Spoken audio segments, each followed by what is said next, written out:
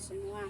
Yang terhormat Bapak Ibu dosen penguji, perkenalkan nama saya Alfonsa Aransa Desan Cesare, mahasiswa PPG dalam jabatan B3 tahun 2025 dari LPTK Santo Yakobus Merauke dengan NIM 25869050146. Hari ini Senin 13 Oktober 2025 saya akan melaksanakan praktik pembelajaran dalam rangka penilaian uji kinerja dengan materi kemanusiaan dan kealahan Yesus pada SMP Negeri 4 Muting. Terima kasih atas perhatian Bapak dan Ibu. Shalom.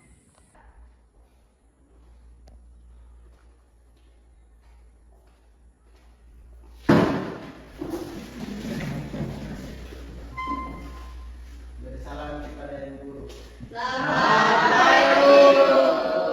Selamat pagi anak-anak, silakan duduk. Apa kabar hari ini? Semuanya sehat? Rasa berharap kalian semua dalam keadaan sehat dan juga selalu bahagia, ya.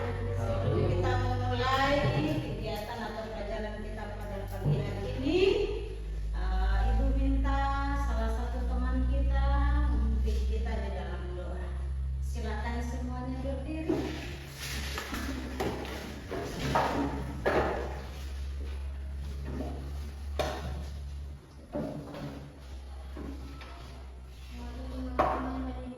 Sebelum kita mulai kegiatan kita pada pagi hari ini, marilah kita berdoa. Dalam nama Bapa dan Putra dan Roh Kudus. Amin. Tuhan yang Maha Baik, kami berterima kasih kepadamu karena hari ini kami boleh berkumpul. Sekarang kami mau belajar, kami mohon berkati. Semoga apa yang kami pelajari berguna bagi kehidupan kami. Amin. Dalam nama Bapa dan Putra dan Roh Kudus. Amin. Baik, terima kasih kepada Jackson. Silakan duduk semuanya. Terima kasih kepada Jackson yang memimpin kita di dalam doa, ya. Itu sebelum kita lanjut, Ibu akan absen dulu. Siapa-siapa yang hari ini masuk, ya. Pasya, Michael, Jackson, Chico, Elsa, Eva, Maria, Villa, Saputa, Herto, Christian, Anak Letus, Lintan. Oke, baik. Terima kasih kalian semua hadir mengikuti pelajaran kita hari ini, di mana Ibu Guru akan mengajar pada kalian dengan materi kemanusiaan dan kealahan Yesus. Ya, kemanusiaan dan kealahan Yesus. Mengawali perjumpaan kita pada pagi hari ini, mari kita semua berdiri, kita menyanyi lagu Kasih Yesus. 1, 3. Kasih Yesus, indah-indah, oh indah, kasih Yesus, indah-indah, oh indah. Baik, terima kasih, silakan duduk. Oke, anak-anakku sekalian, seperti yang Ibu sampaikan di awal, bahwa hari ini kita akan belajar tentang kemanusiaan dan kealahan Yesus. Ciri-ciri kita akan sama-sama mendalami bagaimana ciri-ciri Yesus sebagai Allah dan juga bagaimana ciri-ciri Yesus sebagai manusia. Ya. Itulah materi yang akan Ibu sampaikan pada kesempatan pagi hari ini. Namun ada 4 tujuan yang menjadi tujuan utama daripada pembelajaran kita pada pagi hari ini tentang kemanusiaan dan kealahan Yesus. Yang pertama adalah menjelaskan apa Yesus sebagai Allah dan manusia sejati berdasarkan teologi dan kepribadian. Yang kedua, mengenai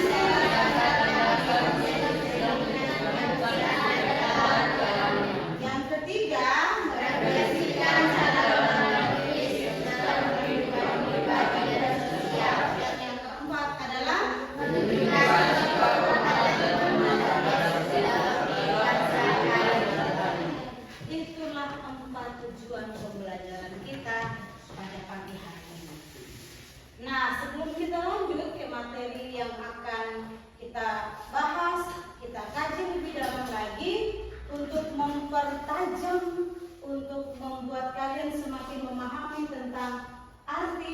kemanusiaan dan kealahan Yesus. Di sini Ibu akan putarkan 2 video yang akan mengantar kalian semakin memahami pribadi Yesus sebagai Allah dan juga sebagai manusia.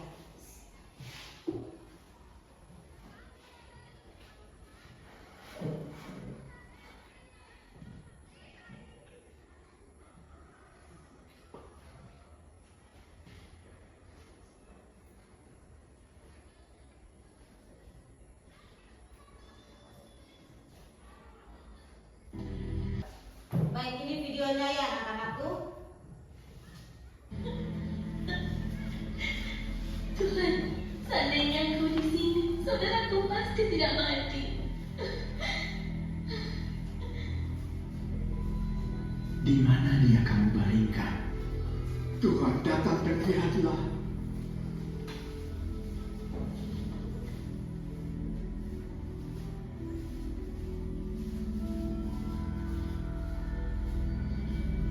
Lihat betapa ia mengasihi Lazarus.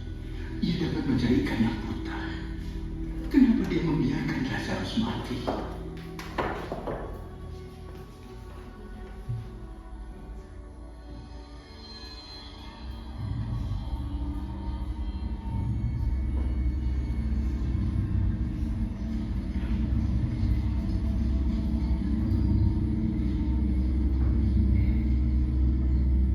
Angkatlah batu itu.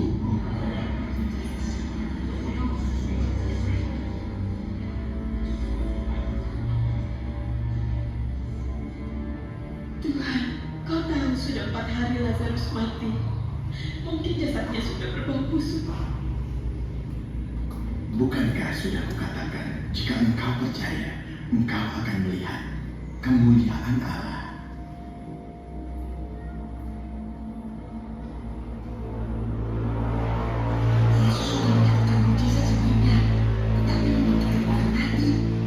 Itu sungguh-sungguh mustahil.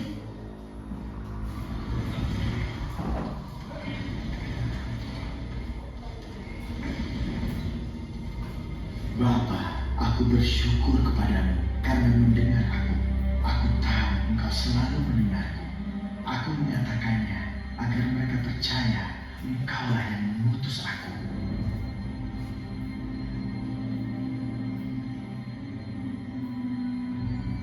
Lazarus, keluarlah.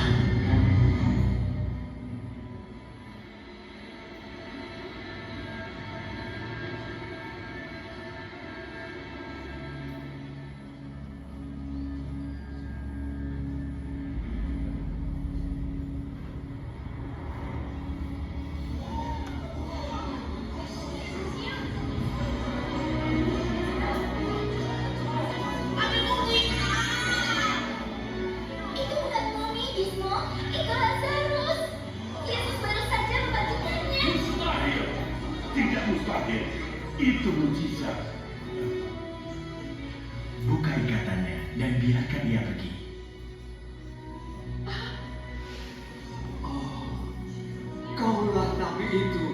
Ia yang membuat mujizat seperti ini, benar? Baik, itu video yang pertama ya anak-anakku. Lalu sekarang kita akan saksikan video yang kedua.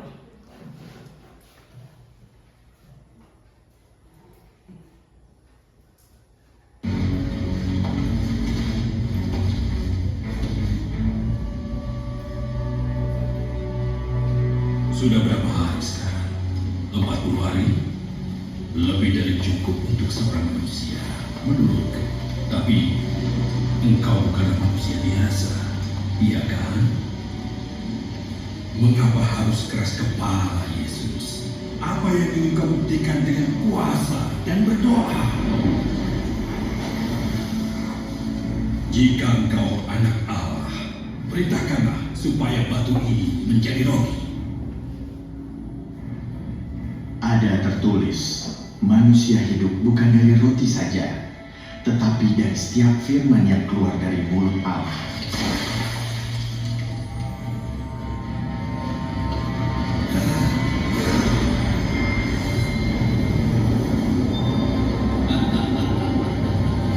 Biar ku perlihatkan sisi yang lain.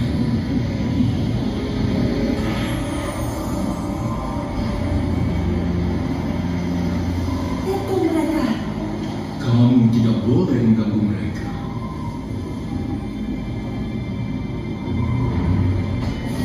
Aku akan memberikan semua kerajaan dunia dengan kemudahannya. Karena itu adalah semua milikku. Semua itu akan kuberikan kepadamu jika engkau sujud menyembahku. Apakah ia baru saja menawarkan untuk menguasai dunia? Ini adalah daerah kekuasaan setan, dan setan sedang mencobai dia untuk menentang Bapa. Enyahlah iblis, sebab ada tertulis, Baik, itulah 2 video yang sudah kalian saksikan bersama tentang yang menunjukkan tentang kemanusiaan dan kealahan Yesus ya. Video yang pertama ya, yang sudah kalian saksikan bersama dalam video yang pertama tadi, kisah tentang bagaimana Yesus membangkitkan Lazarus dari kematian ya. Itu menunjukkan kealahan Yesus sebagai Allah yang mampu membangkitkan kuasa maut dan juga kematian. Itu yang pertama. Lalu video yang kedua. Tadi video tentang apa? Yesus di mana? Yesus dicobai di padang gurun. Yesus berpuasa selama 40 hari 40 malam. Dari mana sisi kemanusiaan Yesus? Yang pertama dia menahan lapar. Yang kedua dia merasakan rasanya sakit hati. Ya, kenapa sakit hati? Karena iblis menawarkan sesuatu yang bukan menjadi tujuan utama Yesus. Ya, itu adalah 2 contoh video yang menggambarkan sisi kebaikan daripada Allah, tetapi juga sisi Yesus sebagai Allah, tetapi juga sisi Yesus sebagai manusia. Yang mau dijelaskan daripada 2 kisah atau 2 video yang sudah kalian saksikan bersama tadi ya. Nah, anak-anakku yang terkasih, sesuai dengan materi yang akan Ibu sampaikan pada hari ini tentang kemanusiaan dan kealahan Yesus, ternyata ada dokumen-dokumen resmi di dalam gereja yang mengatur atau yang mengajarkan kepada kita tentang Yesus sebagai Allah dan juga Yesus sebagai manusia. Itu ada di dalam dokumen Konsili Chalcedon ya. Di dalam isi daripada dokumen ini ya menyatakan bahwa Yesus Kristus adalah satu pribadi yang sungguh-sungguh Allah dan sungguh-sungguh manusia. Jadi ajaran iman kita tuh tidak hanya berbicara atau ngomong doang bahasa gaulnya, tetapi ada bukti-bukti konkret, ada ajaran-ajaran resmi yang dikeluarkan oleh Gereja Katolik sebagai pedoman hidup kita ya. Itu yang paling ditekankan di dalam ajaran iman kita, yaitu di dalam Konsili Chalcedon. Apakah hanya dalam konsili itu saja? Tentu tidak. Tetapi Alkitab menjadi sumber utama, sumber yang mengajarkan kepada kita tentang ajaran-ajaran yang sudah diwartakan oleh Yesus Kristus sepanjang kehidupan. Ya, untuk lebih memperdalam materi ini, Ibu akan bagi 2 kelompok, kelompok Yohanes dan juga kelompok Markus. Ya, kelompok Yohanes dan juga kelompok Markus. Di sini Ibu akan bagikan lembar kerja. Silakan kalian diskusi, silakan kalian kerja. Lalu nanti temanmu yang akan membacakan hasil diskusi daripada tugas kelompoknya. Jelas? Pertanyaannya ada di sini, silakan kalian jawab berdasarkan diskusi kelompok. Bisa? Baik, ini dulu ya.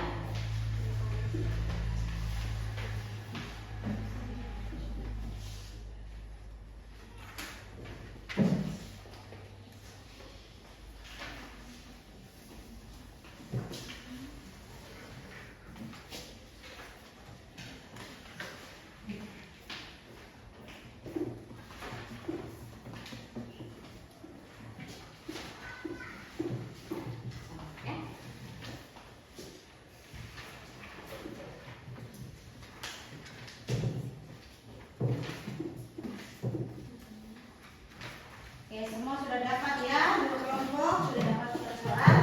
Silakan kalian diskusi, bahas bersama teman-teman kalian tentang 2 soal yang ada di dalam teks atau lembar kerja yang sudah Ibu bagikan. Soal yang pertama tentang sebutkan ciri-ciri Yesus sebagai Allah, dan soal yang kedua ciri-ciri Yesus sebagai manusia yang tertuang di dalam kitab suci silakan buka di Injil Yohanes pasal 1 ayat 14 dan juga di Injil Markus pasal 1 ayat 40 sampai 45. Silakan dikerjakan. Panduannya ada di dalam kitab suci ya. Silakan kalian baca teks kitab sucinya, baru kalian bisa menjawab soal-soal sesuai dengan bacaan teks kitab suci.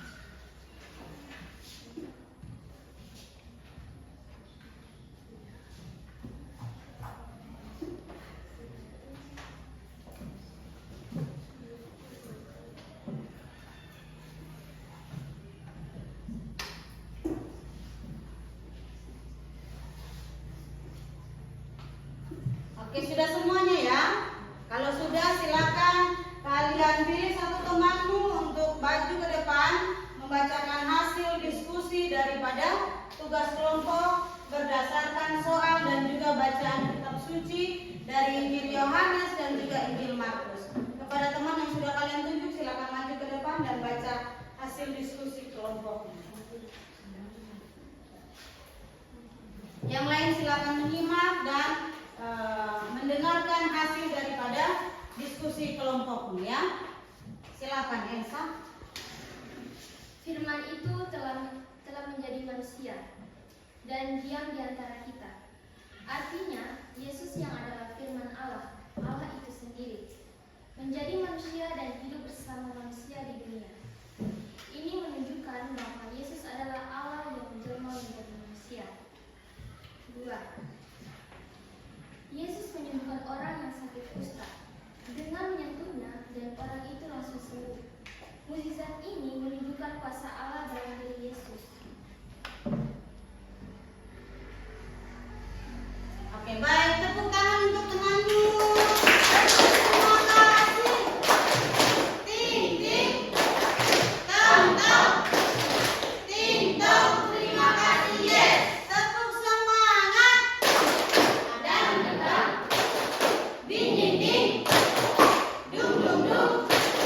Dang dang dang. Ding ding ding. Dung dung dung.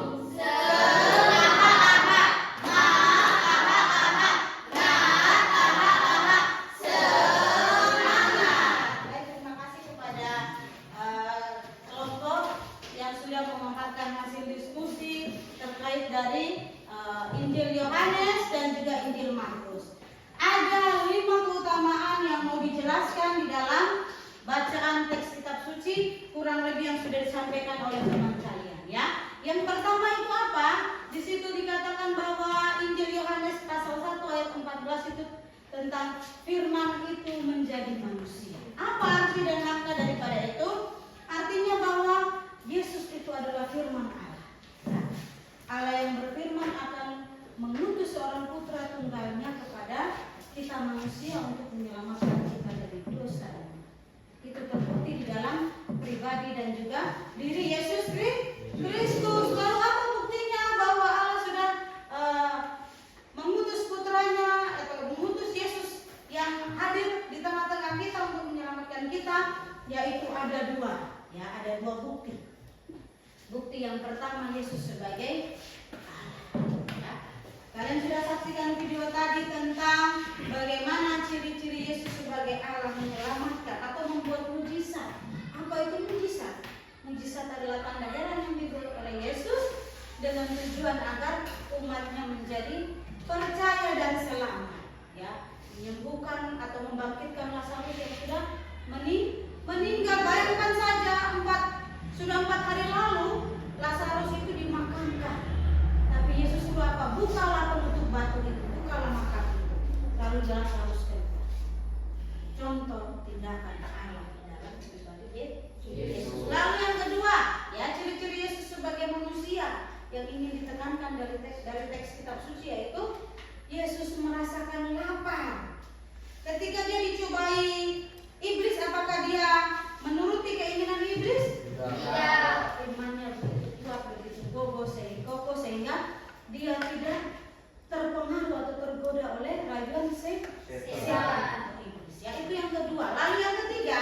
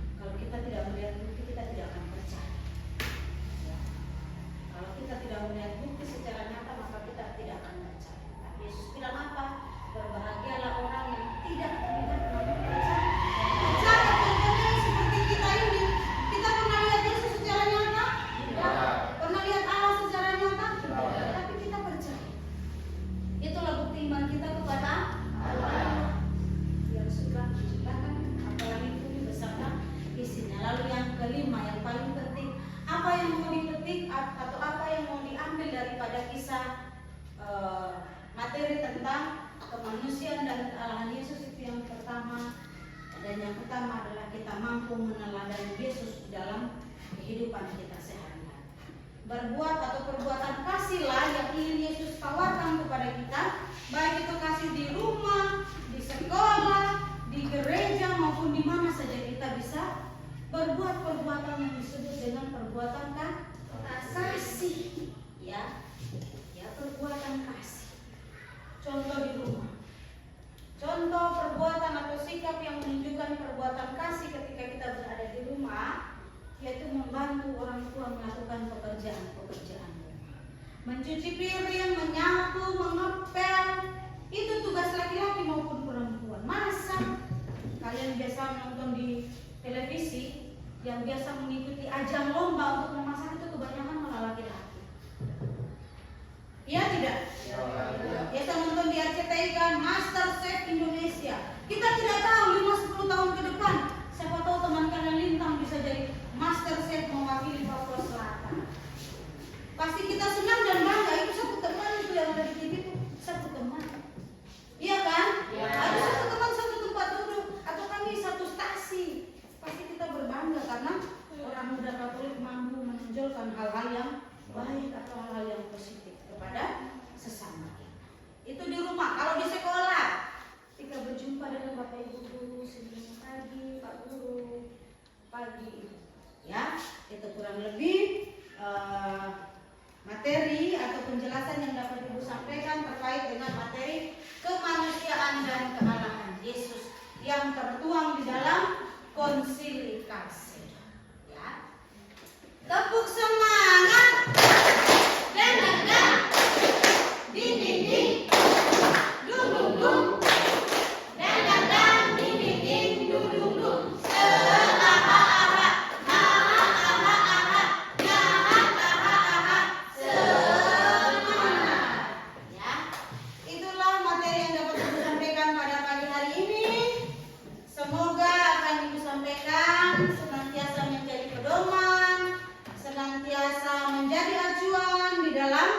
Kehidupan kalian sehari-hari, ya.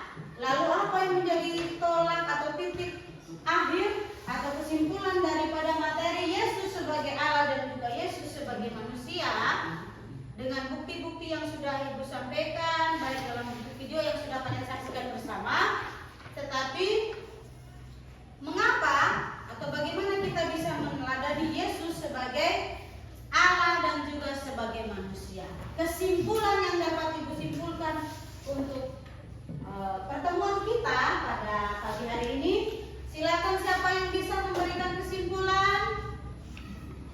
Silakan siapa? Angkat tangan. Oke, itu silakan berdiri. Oke, kesimpulan yang dapat kita ambil dari pertemuan kita pada pagi hari ini tentang kemanusiaan dan kealahan Yesus yaitu apa? Itu silakan. Yesus adalah Allah yang menjadi manusia untuk menyelamatkan kita. Ia hidup dengan penuh kasih dan rela, menderita demi kita.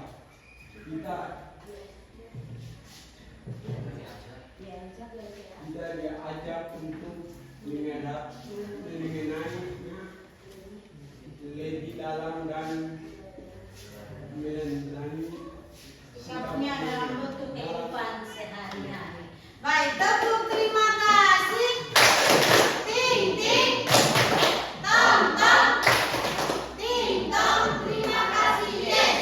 Terima kasih kepada Akletus yang sudah memberikan penegasan kepada teman-temanmu tentang materi kemanusiaan dan kealahan Yesus. Itu merupakan kesimpulan atau tujuan utama daripada materi kita pada pagi hari ini tentang kemanusiaan dan kealahan Yesus. Ya, sebelum menutup, Ibu akan menegaskan kembali ada dua hal penting. Ya, ada dua hal penting yang dapat kita pahami sebagai tujuan pembelajaran kita pada pagi hari ini. Ya, yang pertama bahwa bukti kemanusiaan dan kealahan Yesus. Bukti yang pertama Yesus itu Allah. yaitu Yesus mampu melakukan pekerjaan-pekerjaan seperti apa pekerjaan-pekerjaan yang dilakukan oleh Allah, yaitu menyembuhkan orang sakit, mengampuni dosa, membangkitkan orang yang sudah meninggal, dan juga berkuasa atas alam. Ya, contoh Yesus berkuasa atas alam itu ketika meledakkan angin ribut, hujan badai dan segala macam, Yesus mampu. Ya. Lalu yang kedua, bukti kemanusiaan Yesus, yaitu Yesus dapat merasakan lapar dan haus. Yesus berpuasa selama 40 hari 40 malam. Ya. Lalu Yesus merasa sedih ketika datang berkunjung kepada makam Lazarus. Dia sedih, itu sebagai sifat kemanusiaan Yesus. Lalu yang ketiga, Yesus pun merasakan pribadi sebagai manusia, yaitu dia dapat meninggal atau mati atau wafat di kayu salib. Tetapi yang paling penting dan yang paling utama, walaupun Yesus mengalami kematian, tetapi dia mampu bangkit pada hari yang ketiga.